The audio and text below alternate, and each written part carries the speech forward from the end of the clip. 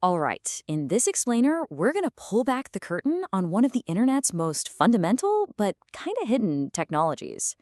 We are talking about proxies, these silent gatekeepers that, believe it or not, control a huge chunk of your online world. You know, it all starts with a question you've probably asked yourself. You're at work, you try to pull up a social media site, and nope, access denied. Ever wonder why that happens?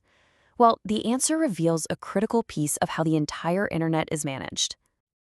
And the answer is a proxy. So what is it? Think of it like a go-between. It's a server that sits between your computer and the website you're trying to reach, acting as an intermediary.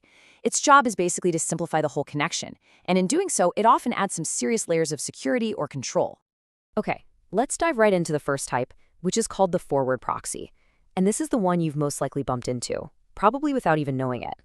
Its main job is to protect and control you, the user. So if you're on a network at a school or a big company, pretty much all of your internet traffic gets funneled through this one single machine. It's like your network's official ambassador to the rest of the web. Now, to really see how this works, the source material gives us this perfect story. So picture this, a college hackathon. A student decides they're going to build a search engine using data from LinkedIn. This means their little script needs to scrape thousands and thousands of profiles, and it needs to do it fast. So the script gets going, right? It's firing off request after request to LinkedIn, way faster than any human ever could. Naturally, LinkedIn security system spots this weird activity, and its rate limiter just automatically blocks the IP address that's causing all the trouble. Simple enough, right? Well, here's where it gets crazy. It wasn't just that one student's script that got blocked. Suddenly, nobody in the entire college could get on LinkedIn. Not students, not professors, nobody. The whole campus was cut off. And the reason why is, well, it's simple, but it's incredibly powerful. From LinkedIn's point of view, every single request from that college, whether it was the student script or a professor just checking their messages, looked like it was coming from the exact same place, the Forward Proxy's IP address. So when LinkedIn blocked that one IP, they accidentally blocked the entire school. And that whole story perfectly shows why organizations love these things. They can enforce rules, like blocking access to torrent sites or social media during work hours. But they can also speed things up.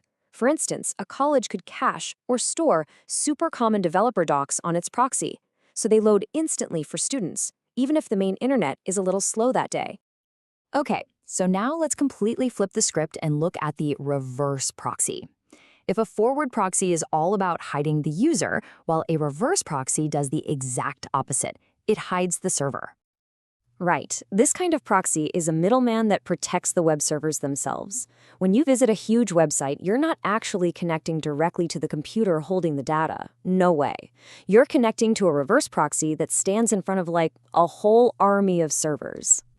And why would they do this? Well, it's for a few absolutely critical reasons that any big online service needs to survive. It's all about managing insane amounts of traffic and complexity. The most common reason is load balancing. Just imagine a site like Amazon on Black Friday. A single server would just melt. Instead, the reverse proxy acts like a traffic cop. It sees all the incoming requests and just distributes them evenly across a whole fleet of servers, sometimes just going down the line, 123, 123. This is literally what prevents your favorite websites from crashing all the time. And the really slick part is, as a user, you never see any of this. You just see one address, like Amazon.com. You connect to that single front door, totally unaware that there might be hundreds or even thousands of servers working behind the scenes. This lets them add or remove servers whenever they want, making their whole setup incredibly flexible. Okay, so let's put these two side by side, because once you see them compared directly, the whole concept really clicks. It all just comes down to a simple difference in perspective. Looking at this, you can really see the split, can't you? A forward proxy lives on the client's network. Think of your office trying to protect and control its employees' web access. A reverse proxy, on the other hand, lives on the server's network. Think of Netflix needing to protect its systems and serve millions of people at once. It all boils down to one question. Who are we trying to hide? Look, if you only remember one thing from all of this, let it be this right here. A forward proxy hides the client, the person making the request. A reverse proxy hides the server, the machine answering that request. It really is that simple. So where do we actually see these things out in the wild? Well, it turns out this isn't some abstract computer science concept. These things are the absolute backbone of the modern internet. Seriously, reverse proxies are everywhere. Every major website you use has a load balancer like NGINX. When different apps need to talk to each other, they usually go through something called an API gateway. And yep, even the databases at the very heart of our applications have their own special proxies. Let's just take a database proxy. It sits between an application and the database itself. It does something called connection pooling, which is, it's kind of like keeping a bunch of phone lines open and ready instead of having to dial a new number for every single tiny call. It's just massively more efficient. It also caches common results and hides all the complexity of the database, making the whole system way more reliable. So at the end of the day, these middlemen, both forward and reverse proxies, they really are the unsung heroes of the internet. They're the invisible plumbing that allows the web to be as massive, as secure, and as fast as it is today. And it just goes to show you, for every piece of technology you can actually see, there's this whole hidden world of systems working behind the scenes to make it all possible. It really makes you wonder, doesn't it? What other invisible technologies are out there, quietly powering our digital lives?